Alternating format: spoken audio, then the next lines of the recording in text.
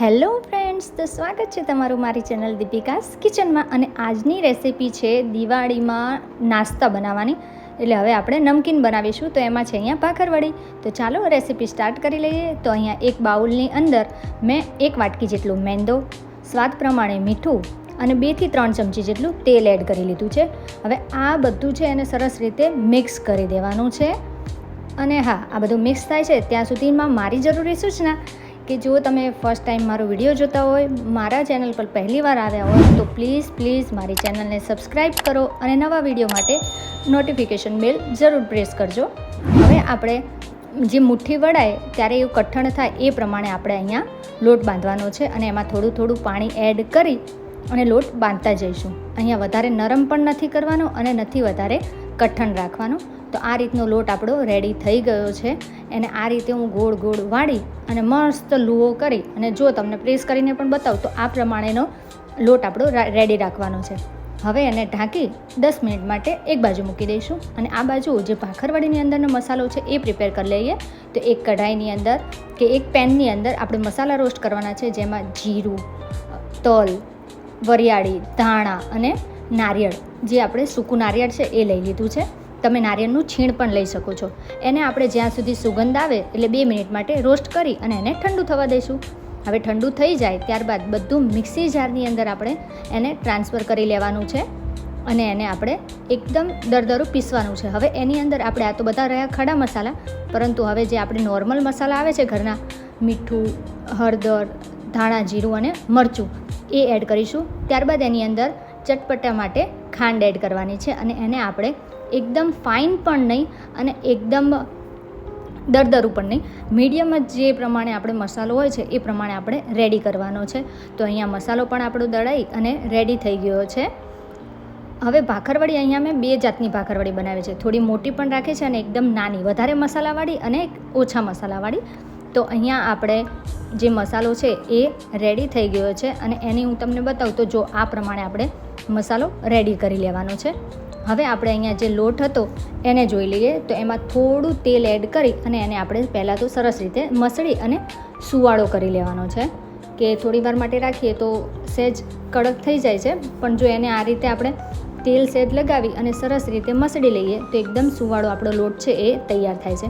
હવે આ લોટમાંથી અહીંયા મેં 3 ભાગ પાડ્યા છે, કારણ કે આપણે જે ભાખરવડીની રોટલી છે એ તૈયાર કરવાની છે. એટલે આપણે એક આ લોટમાંથી મેં અહીંયા 3 ભાગ કર્યા છે. તમે કેવડી બનાવો છો એ ઉપર આધાર છે. હવે 1 વાટકીમાંથી આપણે કેટલો લોટ બંધાય છે અને કેટલી એમાંથી રોટલી તૈયાર થાય છે. તો અહીંયા મેં એક્ઝેક્ટ માપ સાથે 3 લઈ લીધા છે. 3 લુવા આપણે તૈયાર કરી લીધા છે. તો હવે 1 લુઓ છે એને લઈ લઈશું અને 2 લુવા છે એને આપણે પાછા એક કથરોટની અંદર કે એ વાસણની અંદર આપણે પાછું એને ઢાંકી અને મૂકી દઈશું. હવે લુવાને સરસ રીતે આપણે આ રીતે 2 હાથ વડે લુઓ તૈયાર કરી લેવાનો છે અને એની ઉપર આપણે થોડો મેંદો છાંટી, એટલે કે અટામણ થોડું છાંટી અને એની એકદમ આપણે પાતળી પણ નહીં અને જાડી પણ નહીં એવી આપણે રોટલી તૈયાર કરવાની છે. હવે એ જાણો કે રોટલી છે એ આપણે નોર્મલી ભાખરવડીમાં સાઈડ કટ કરી નાખીએ છીએ, એટલે કે ચોરસ કરી નાખીએ છીએ. પરંતુ અહીંયા હું રોટલી જે વણું છું હું એને જ ચોરસ વણી લઉં છું.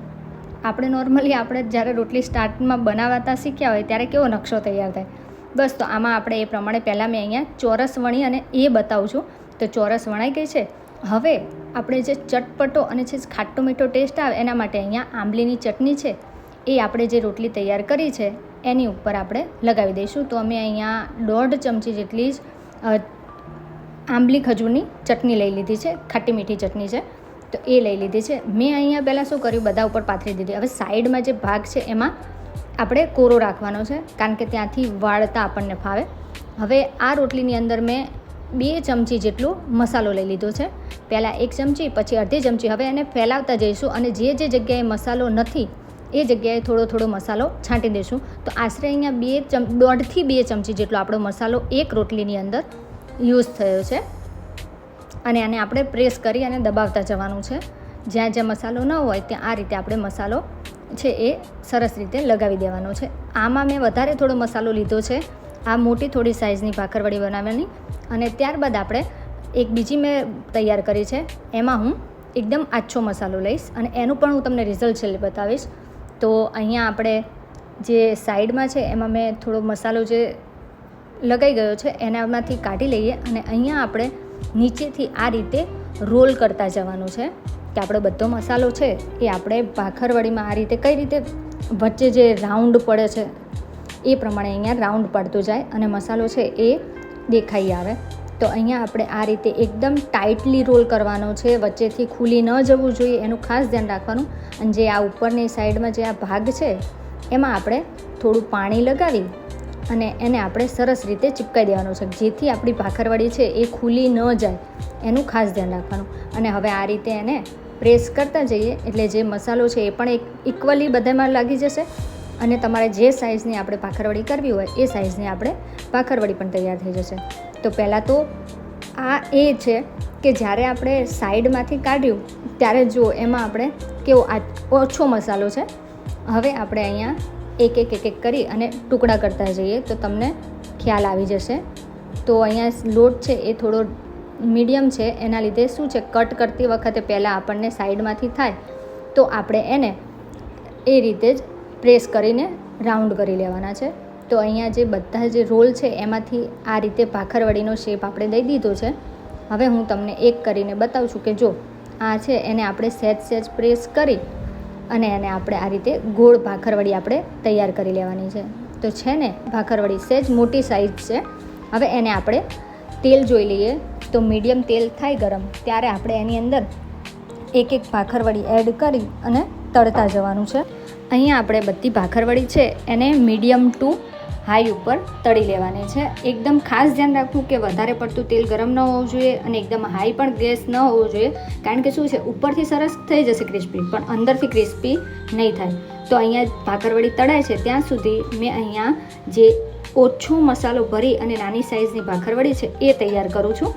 તો અહીંયા જો તમને દેખાય છે કે ઉપરની સાઈડ તો મેં હવે વધારે ભાગ રાખી દીધો અને આજુબાજુથી પણ મેં અહીંયા કટ કરી લીધું છે.